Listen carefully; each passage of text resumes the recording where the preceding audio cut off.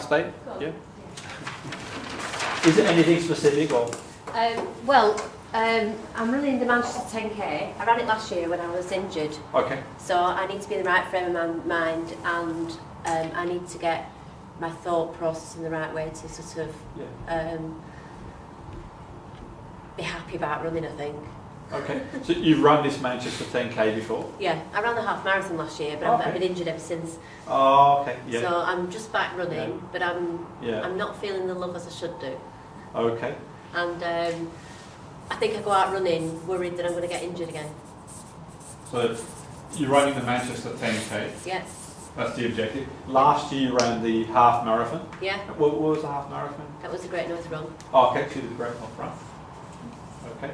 And prior to doing the half marathon, how did you feel? I felt pretty good because of my previous injury at the previous Manchester 10K. I took time off, and I was building my distance up.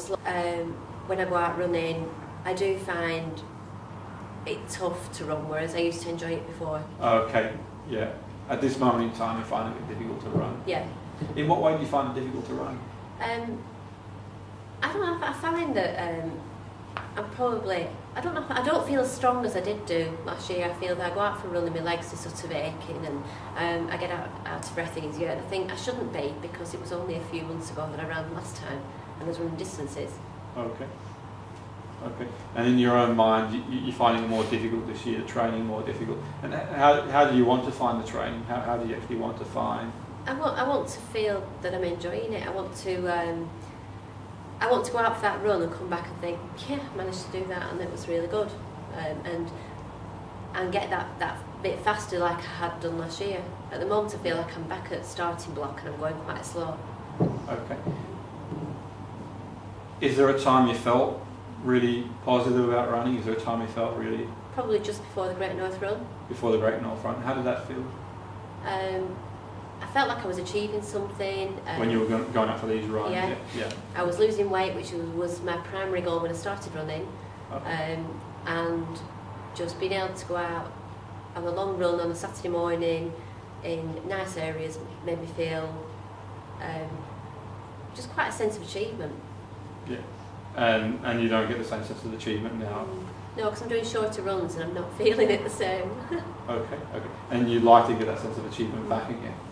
Okay, so we'll develop an anchor. We'll work on an anchor. So when would you see yourself using the anchor? When do you think would be the time to press? I guess to me it'd be the point in the middle of a run when I really feel I've had enough of this and I want to stop and walk. Okay. I want something that would push me to carry on. And get through the run. Yeah. Okay. Because I think once I get past them zones, that will build me up to be able to keep me the momentum going, ready for the run. Okay, brilliant. Well, I guess it's in any run when I feel like I want to stop. Okay. When you're running and you feel like wanting to stop. Okay. And now we want to explore the mental state, the appropriate resource to fire at that time. What would be the appropriate mental state that you could use when you go into that run, you feel like you're going to stop? What would be the appropriate resource in your mind? What would be the right state of mind at that point? I guess it's an I can do it kind of attitude, because at the moment I guess my brain's saying, oh, I can't do this. Okay. And how would you describe that I can do? How would you feel? What would you think? What would you experience? I would feel like I had energy and strength. Yeah. Willpower. Yeah.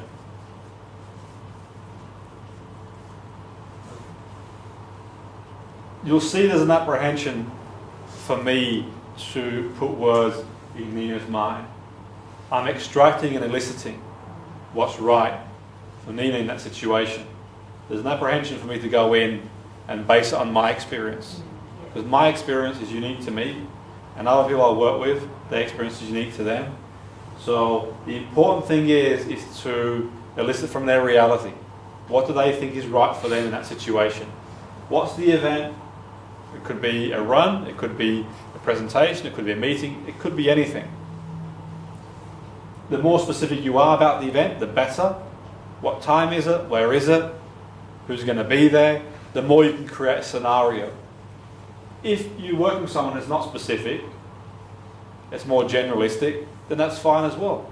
They might just say, okay, throughout the day, there's certain points of the day where I don't feel on top of my game, and I could do with a bit of a boost, then that's fine as well. Identify the situation or the time that you want to fire the anchor, which is really important. And identify the resources, the mental resources that are required in that situation that are appropriate to that individual, group of individuals to succeed. Can I add to that? I'm just wondering whether belief that I'm running correctly, because I think my problems have been that I think I'm running off kilter, but I think the more I actually think I'm, when I feel I might be running off kilter, I probably do more, and that's probably where I get injured. Yeah. The only thing with that, I mentioned earlier about the competence and confidence scenario, the belief that you're running, what would make you believe that you're running well? It's holding myself up. I think if I actually put myself into the strength of standing up correctly and focusing on being straight, and that would. And then you believe that. Yeah. Okay. It's important that you clarify, because someone talks about belief, ask them what would make them believe. Nina could have said a number of things there. She could have said, okay, a professional runner watching me and telling me I'm doing it well.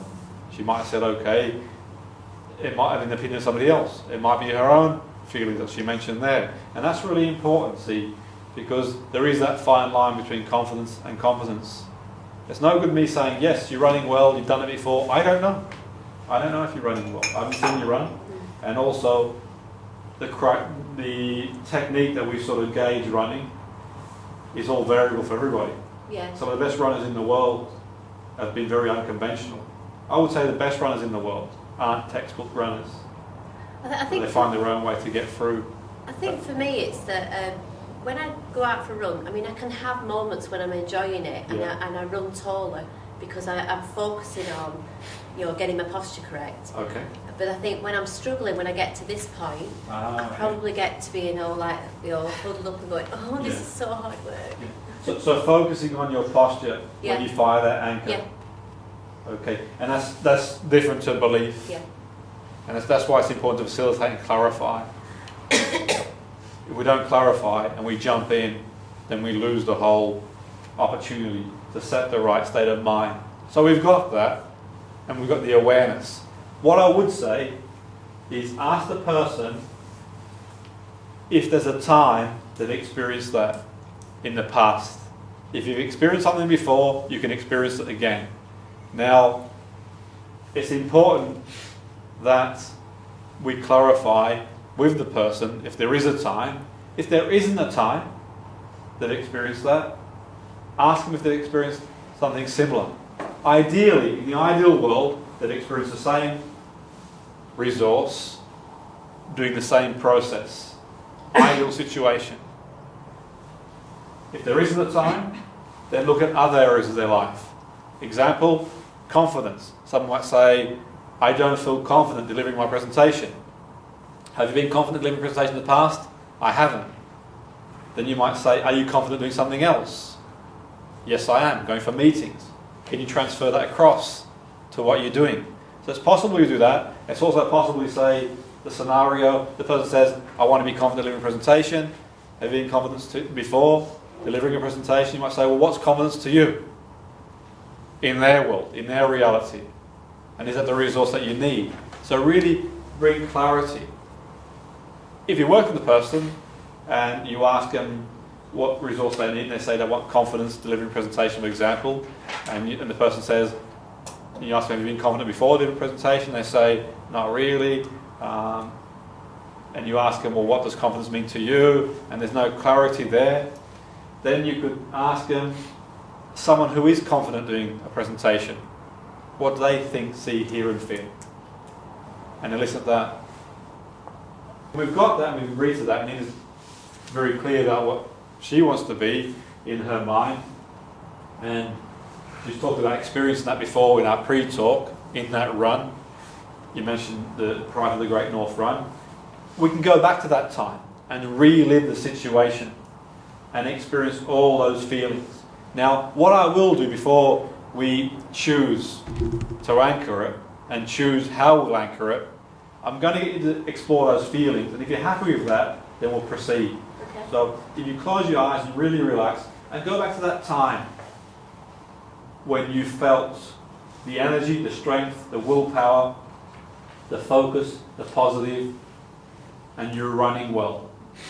Go back to that time when you're running with energy and strength and willpower, focus and positive, and really experience it like it's happening in the here and now.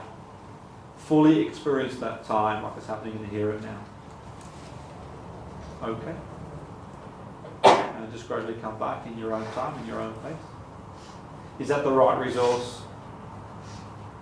Yeah, I shifted it slightly. It was after I encountered Tony the Fridge and I realised I could do it. Okay. And that was between probably miles 8 and 11 Okay. of the Great North Runs, and I really felt that I was doing really well. So between 8 and 11 miles at this North Run, you saw Tony the Fridge, and you I saw him at about 8 miles, and at that point running up to him, I was feeling like giving up. And, then I saw him, and it shaped my resolve to actually think, yes, I can do this. Yeah. So I had in my mind then that I can do this, I've got enough to be doing it if he can do it with a fridge on his back. And once I'd run past him, I managed to keep going and kept momentum going, and I felt okay. Okay, brilliant. And I felt pretty good actually. And you're happy with that? Yeah. That's the resource you want? Yeah. So it's important that we guide and facilitate the client to decide what resource is right for them. So go back to a time when you felt those feelings. And throughout the exercise, it may be that they go to different times as well. When we start connecting the anchor, they might not always go back to that time. They might find unconsciously other times, and that's fine too, as long as it's appropriate to them. Now let's decide on an anchor. What's something that you could do, Nina, a kinesthetic anchor? Like I mentioned earlier, some people the wristband, some people flick of the switch, the thumb and the finger. What's something that you could do when you get to that point that you could just press like a light switch to turn it on? I guess it's going to have to be something with my hands, because you don't want to be doing anything. It's maybe pinch between there, because then I'm using both hands, because normally you're running like that, so if I actually did that, I'm consciously thinking of anchoring. Yeah, okay, that's fine. And you can always change it if they're not happy with that. But what I would do, and what I generally do, I get them to think, and just give them time to think about it. If they need time to think about what's right in their world, because if we sort of, I mean, you can make suggestions, okay, wristband, thumb, finger, whatever really, but ultimately it's got to come from the client, because if it's coming from us, then it's not going to be as effective. They've got to be comfortable and congruent. That's going to work for them. So you're happy with that? That's yeah, because it's something I wouldn't do normally, so it would consciously make me think. And some people do things that they do normally as well. I mean, sometimes people will do something they normally do because that's a connection. I mean, people might, for example, might put in their shoe on. And that might be an anchor. So it doesn't have to be something that you wouldn't normally do. Sometimes something that you normally do, you're going to do anyway, is quite useful too. You know, a cricket player I work with, when he fastens his glove, footballer's tapping in the foot, maybe something he wouldn't normally do, that's breaking his state. So it could be something they normally do, but then again, it's entirely up to them. They've got to be happy with it. I think it's because I'm thinking that if I'm mid-run, because if I'm going to feel this mid-run, I want it to be something simple and straightforward that would make me think of it. Let yourself go. Now you go back to that time. Go back to that time where you felt those resources. You mentioned it was the Great North Run. You're 8 miles into the Great North Run. You can see Tony the Fridge.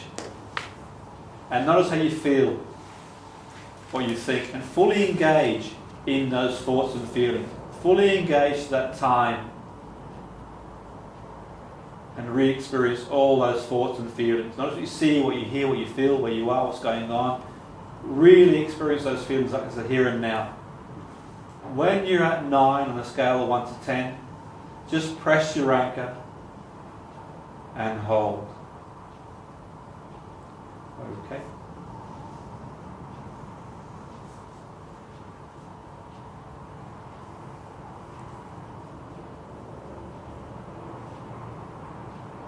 And just gradually releasing and come back to the here and now in your own time and pace. And we break state in between the time that we stack the anchor. An easy way to do that is to change the subject, or alternatively, in the group when you practice, you could ask the person you're working with, what's your phone number backwards? And they'll basically scramble their mind and they won't carry those thoughts and feelings over. We'll do it 3 times. The more you do it, the more powerful it becomes. I mentioned earlier, the song scenario sometimes only takes that once if it's powerful enough to build a connection. So once again, just really relax and let yourself go, and go back to that time or a time you felt those resources, and fully engage in that moment. Notice what you see, what you feel, what you hear, colours, the sounds. I want you to really experience the moment like it's happening in the here and now. When on a scale of 1 to 10, with 10 being high, you're at 9. Just press your anchor and hold. Okay, and just gradually releasing and coming back now. Okay, you'll note that time I didn't mention the Great North Run, 8 Mile to 11, and Tony the Fridge. The reason being, I wasn't sure if Nina was going to go back there. She might have gone back somewhere else where she had same resources. And I didn't want to influence the outcome. Did you go back there? I did, went to the same place. You went to the same place? Yeah. Which is fine. I heard the band playing this time. Okay. Yeah. The band, the fridge. We've got to get the band at the Manchester. We've got to get Tony the Fridge back. We've got to find this band. I even run past him and said, "Well done, Tony." Okay. Which I did do in real life. Okay. And we'll experience it again. So once again, so we really relax, we close our eyes. Okay. And fully engage in that experience again. Really go back to that time when you experience those feelings. Remember where you are, what it feels like, what you see, what you hear, what you feel, what it's like to be in that situation. Really experience the feelings.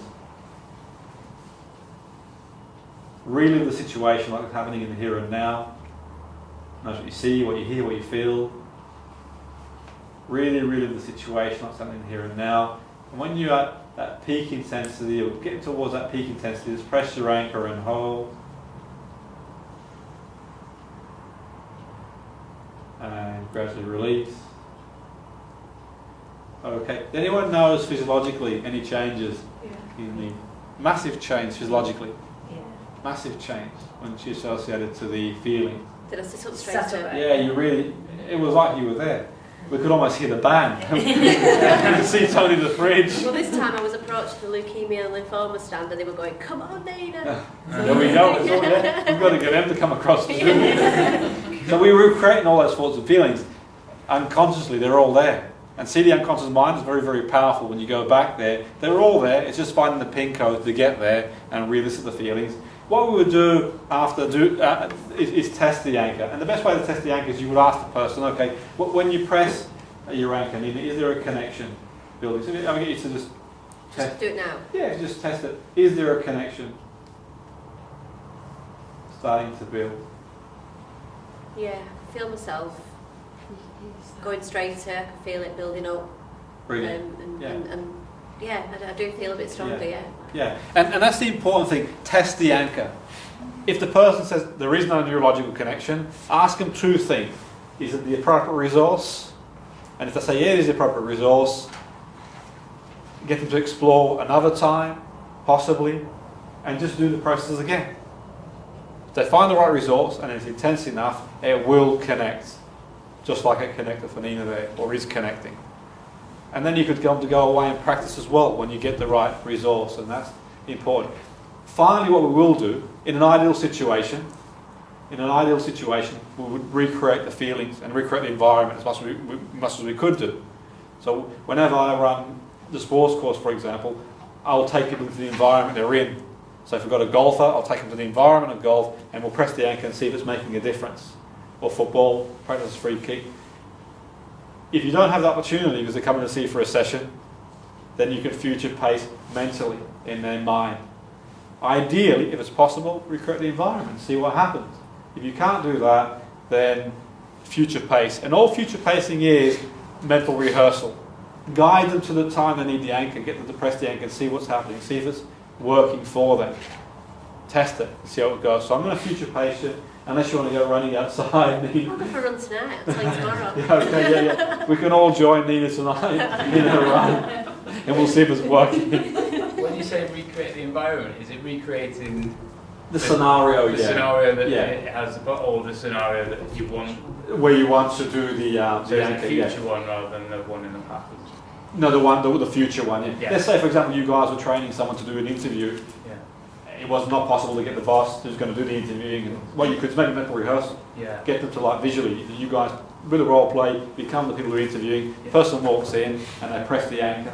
As much as you could do. And then maybe you could take it one step further and get them to visualise the person they're going to see and meet.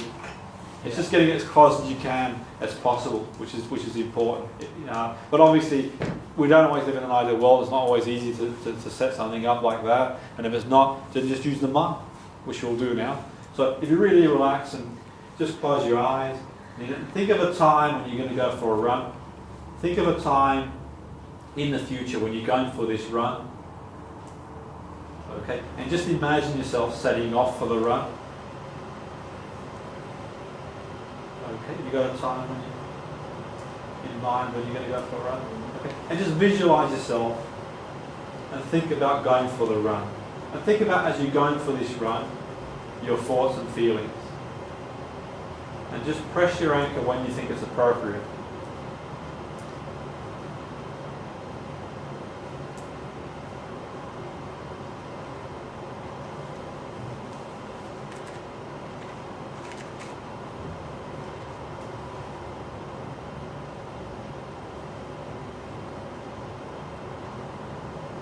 Okay, and notice how you feel having pressed your anchor.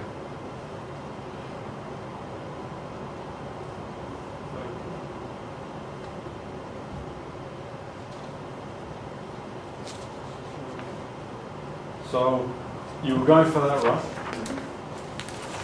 You reached the point in that run where you felt you used the anchor. And what did it feel like when you pressed the anchor? I felt stronger. Yeah. So I did feel that feeling I had when I tested it before, where it's like a warm feeling inside, and it just made me feel really strong. Brilliant. It was almost like I had a powerhouse in here. Yeah. Because you're recreating those feelings. Yeah.